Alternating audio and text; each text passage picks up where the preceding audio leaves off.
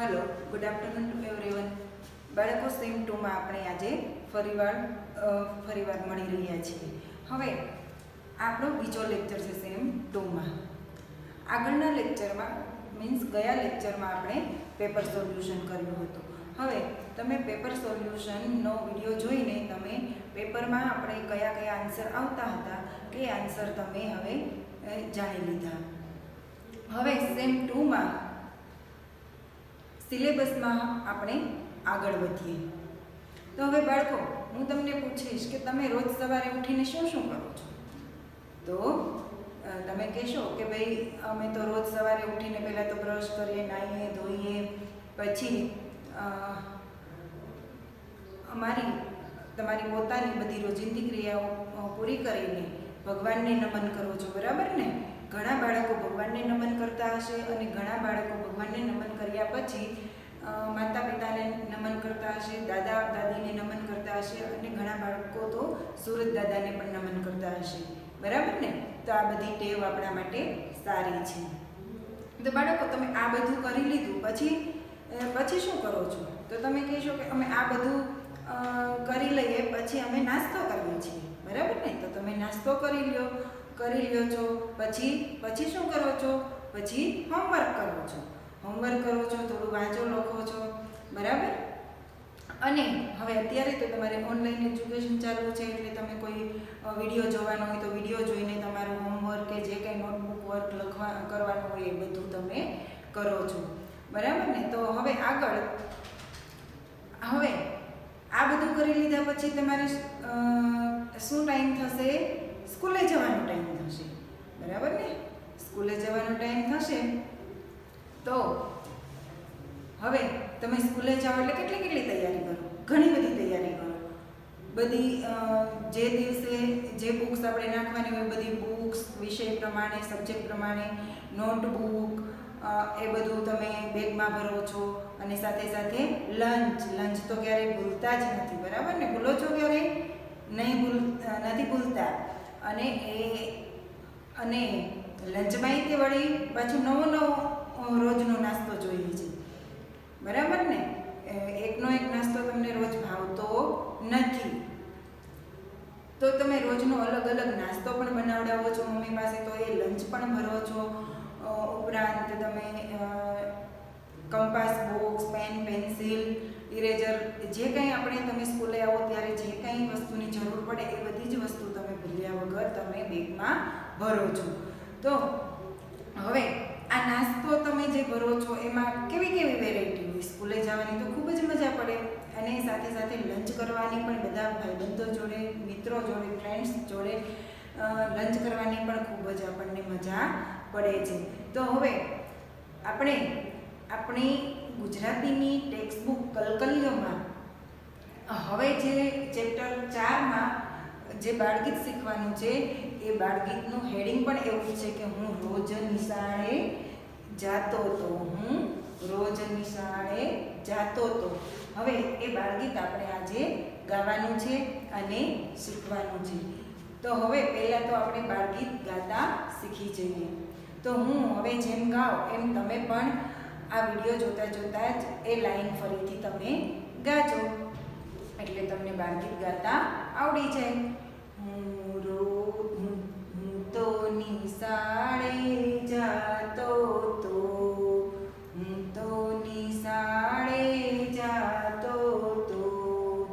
રોજ નાસ્તો ખાતો તો,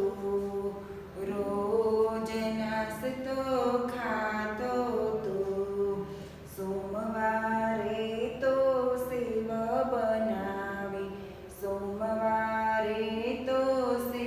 બનાવે, મમરા મંગળવારે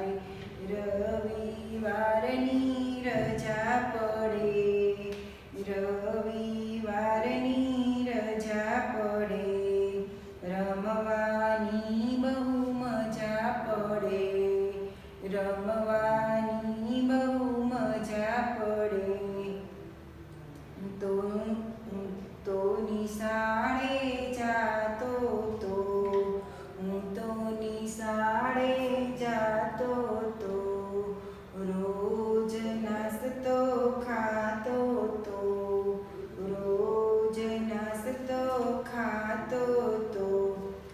તો બાળકો, આ બાળગીત સાંભળવાની મજા આવે ને?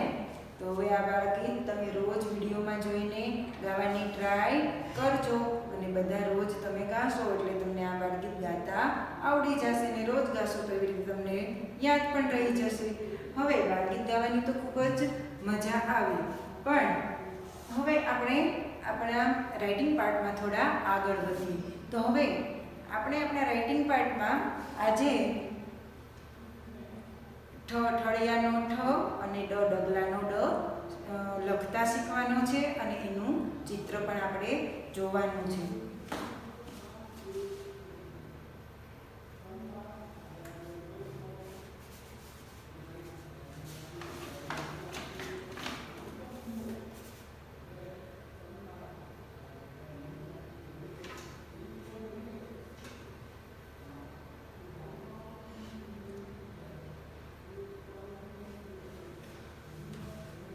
જો હવે આપણે આપણી નોટબુકમાં આજે શું શીખવાનું છે? ઠ ઠળિયાનો ઠ. તો હવે આ પહેલા આપણે કયા કયા અક્ષર શીખી લીધા? તો પહેલા તો ગુજરાતીમાં આખી સ્વરમાળા આપણે શીખી લીધી છે અને આપણે આખી સ્વરમાળા બોલતા પણ આવડે છે. તો હવે આપણે ગુજરાતી વ્યંજનમાં આગળ વધીએ.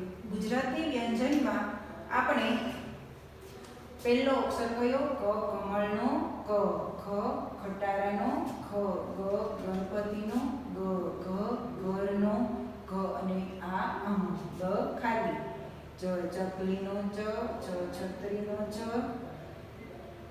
જમરૂખનો જ જબલાનો જ અને ન વાળો જ એટલે કે જ ખાલી. એના પછી આપણે શીખી લીધો હતો છેલ્લે લાસ્ટમાં ટપાલીનો ટ. હવે આગળનો જે અક્ષર છે વ્યંજનમાં એ છે ઠ ઠળિયાનો ઠ. એ હવે આપણે આજે શીખવાનો છે.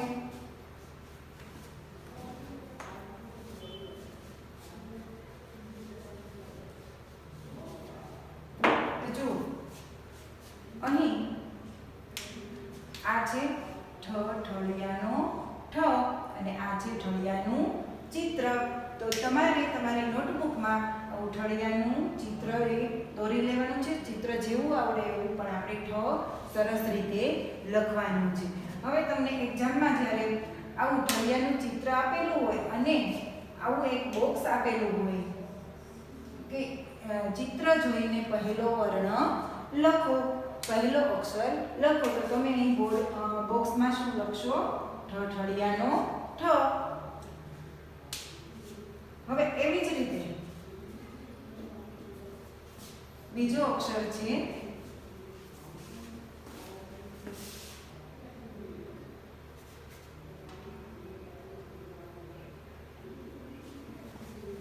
આ શેનું ચિત્ર દેખાય છે તમને? ડમરાનું ચિત્ર, બરાબર? ડમરું છે. ડમરૂનો ડ શીખવાનું છે. આપણે શું શીખવાનું છે આજે? ડમરૂનો ડ. હવે એક્ઝામમાં જ્યારે ડમરૂનું ચિત્ર આપેલું હોય અને એક ખાલી બોક્સ આપેલું હોય અને લખેલું હોય કે ભાઈ ચિત્ર જોઈને પહેલો વર્ણ લખો, તો પહેલા તો આપણે ચિત્ર ઓળખવાનું. ચિત્ર શેનું છે? ડમરું. ડમરૂનો પહેલો અક્ષર શું થશે? ડ. તો આપણે આવી રીતે બોક્સમાં ડ લખવાનું હોય છે. તો હવે તમે તમારી નોટબુકમાં આ ડમરૂનું ચિત્ર દોરી લેજો. ચિત્ર જેવું થાય એવું દોરજો, પણ આપણે ડ સરસ રીતે લખવાનો છે. જો અહીં બે લાઈનની વચ્ચે જ મેં જેવો ડ લખેલો છે એવી જ રીતે તમારે આ વચ્ચેની બે લાઈનની વચ્ચે જ ડ લખવાનું છે. અક્ષર લાઈનની બહાર ન જાય એ તમારે ખાસ ધ્યાન રાખવાનું છે અને આવી રીતે તમારે ડ લખવાનું છે. આગળના પેજમાં આપણે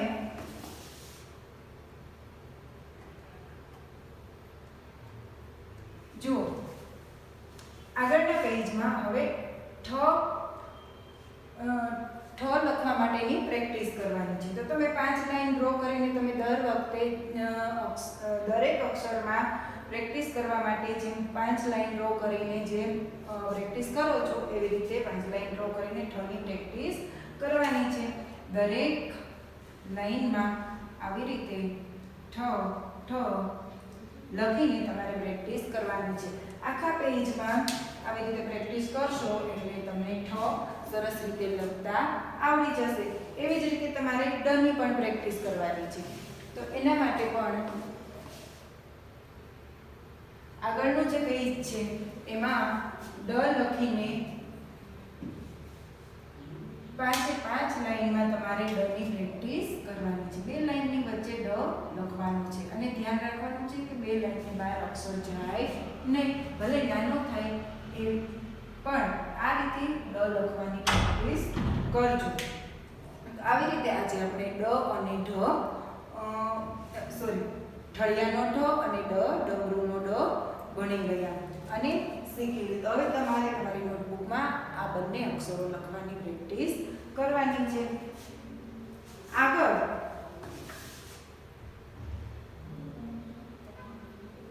હવે આપણે એક એક્સરસાઇઝ કરીએ, એક પ્રવૃત્તિ કરીએ.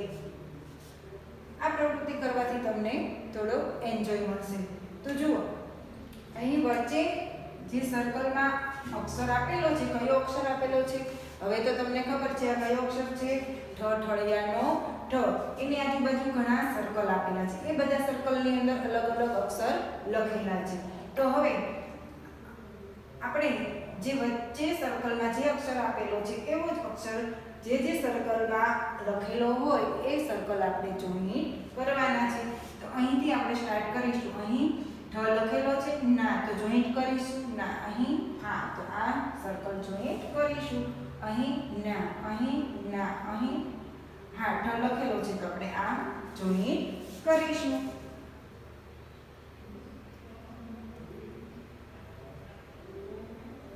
એવી જ રીતે અહીં વચ્ચેના સર્કલમાં કયો અક્ષર આપેલો છે? હવે તમને આવડે જ છે, ડમરૂનો ડ.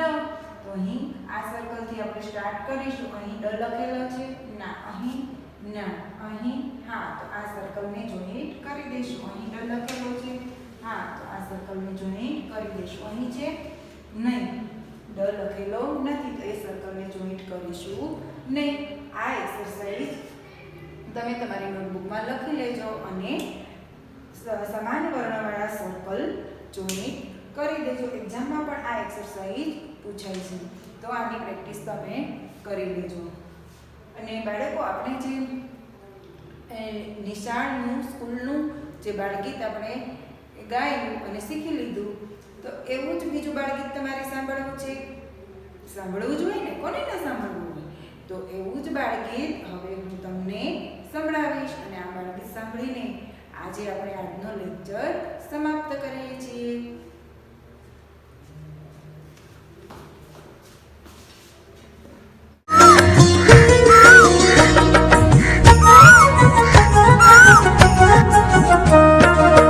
નિશાળે કોયલ બોલી, જો નિશાળે કોયલ બોલી, જો નિશાળે કોયલ બોલી, જો નિશાળે કોયલ બોલી.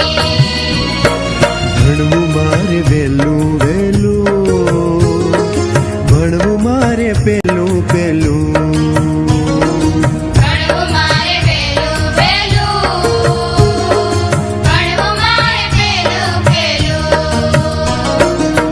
નિશાળે કોયલ બોલી, જો નિશાળે કોયલ બોલી,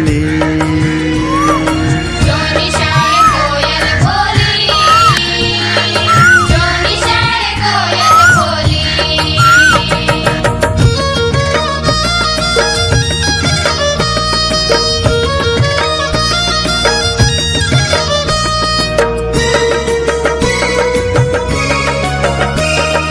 શાળાએ બાળક હસે રમે, શાળાએ જાવું મને ગમે,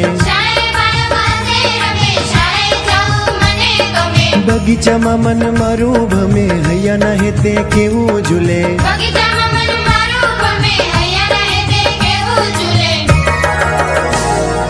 જો ગુરુએ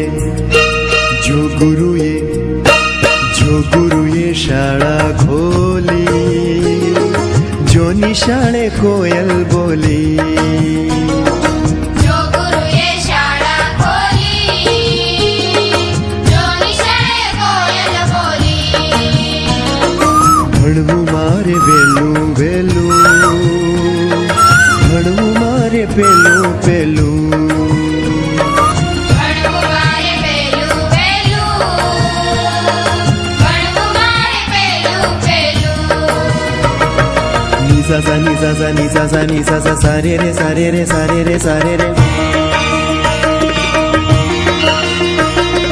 સારે માં પા મારે સારે માં પા મારે સારે માં પા ની પા મારે સા નિસા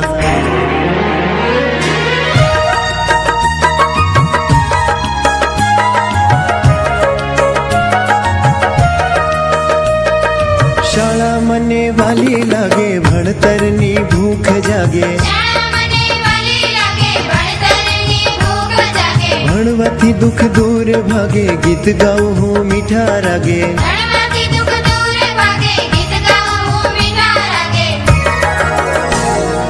શાળામાં છે શાળામાં છે શાળામાં છે જ્ઞાનની જોડી જો નિશાળે કોયલ બોલી શાળામાં છે જ્ઞાનની જોડી જો નિશાળે કોયલ બોલી ભણવું મારે વેલું વેલું ભણવું મારે પેલું પેલું ભણવું મારે પેલું પેલું ભણવું મારે પેલું પેલું નિસા સા નિસા સા નિસા સા નિસા સા સારે રે સારે રે સારે રે સારે રે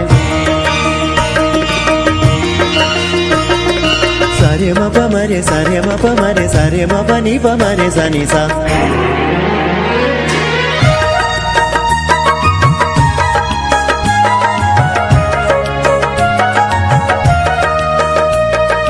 અનુભાઈએ પ્રેમથી શાળા બનાવી હાથીગઢ ગામે અનુભાઈએ પ્રેમથી શાળા બનાવી હાથીગઢ ગામે ધોરાજીયાનું કુળ ઉજાળ્યું વંદન મારળ યાતના નામે ધોરાજીયાનું કુળ ઉજાળ્યું વંદન મારા યજ્ઞ નામે વિમલ કહે વિમલ કહે વિમલ કહે વાત ભોળી જો નિશાળે કોયલ બોલી વિમલ કહે વાત હોળી જો નિશાળે કોયલ બોલી જો નિશાળે કોયલ બોલી જો નિશાળે કોયલ બોલી જો નિશાળે કોયલ બોલી જો નિશાળે કોયલ બોલી ભણવું મારે વેલું વેલું ભણવું મારે પેલું